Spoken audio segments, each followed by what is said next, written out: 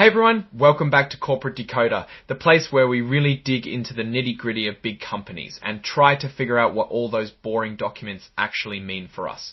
Today we're diving into Lam Research's 2025 proxy statement, and buckle up because there's a lot going on from executive pay to new stock plans and even a proposal to limit officer liability. So what's the big story here? Well, Lam Research is holding its 2025 annual meeting and they're asking shareholders to vote on some pretty important stuff. Think electing new directors, approving a new stock incentive plan, and even a vote on executive compensation. Let's break down what's really at stake. Alright, first up, the meeting itself is set for November 4th, 2025, and it's going to be completely virtual. So you can participate from anywhere, just make sure you have your 16-digit control number ready. Virtual shareholder, meeting.com/LRCX2025 is the place to be. Now let's talk about what Lam Research's board is actually recommending. They want you to vote yes on electing all 11 director nominees approving the executive compensation, which is a pretty standard advisory vote. You know, the board is essentially saying, trust us on most of these key decisions. Say quotes us on most of these key decisions. Ontab and Audify KPMG as their independent auditors for fiscal year 2026. That's a pretty straightforward list. But here's where it gets interesting. They also want a yes vote to amend the company's charter to limit officer liability, and a no vote on a stockholder proposal about calling special meetings. We'll get to those more controversial points later. For now, the board is essentially saying trust us on most of these key decisions. Looking at the board itself, they seem to be really focused on diversity of skills and experience. They've brought in 4 new independent directors since 2022, which shows a commitment to refreshing leadership and bringing in new perspectives. They're also very transparent about their director nomination process, emphasizing things like experience, business, acumen, integrity, and judgment.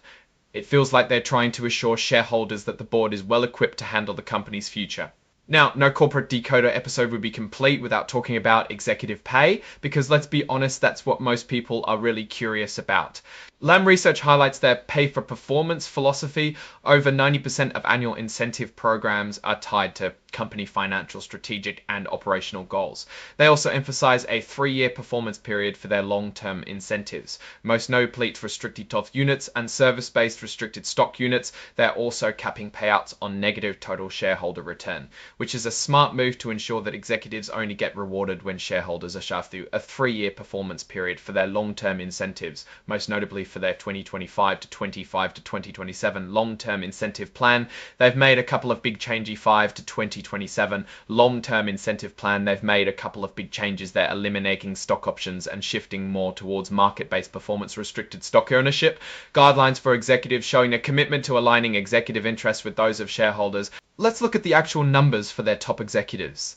The named executive officers, or NEOs, for fiscal year 2025 include Timothy M. Archer, their CEO Douglas R. Brettinger, CFO Patrick J. Lord, COO Ava A. Harter, Chief Legal Officer and Secretary, and Seshasay Varadarajan, Head of Global Products. When we look at the summary compensation table for fiscal year 2025, it truly highlights that pay for performance philosophy.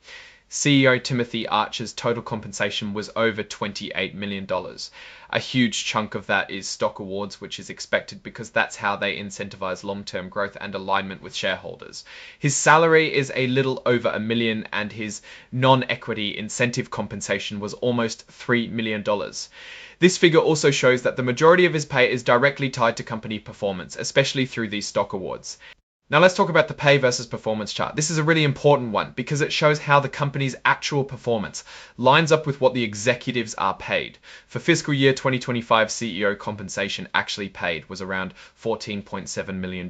Their total shareholder return shows a 340/20, and their non-GAAP operating income as a percentage of revenue was a healthy 32.3%. What this table is essentially showing is that when the company does well financially and its stock value grows, the executive compensation also goes up. But the chart also indicates that when the company does well financially and its stock value grows, the executive compensation also goes up. But the chart also indicates that when the company's business slumps, the compensation also goes up. But the chart also indicates that When the company does well financially and its stock value grows, the executive compensation also goes up.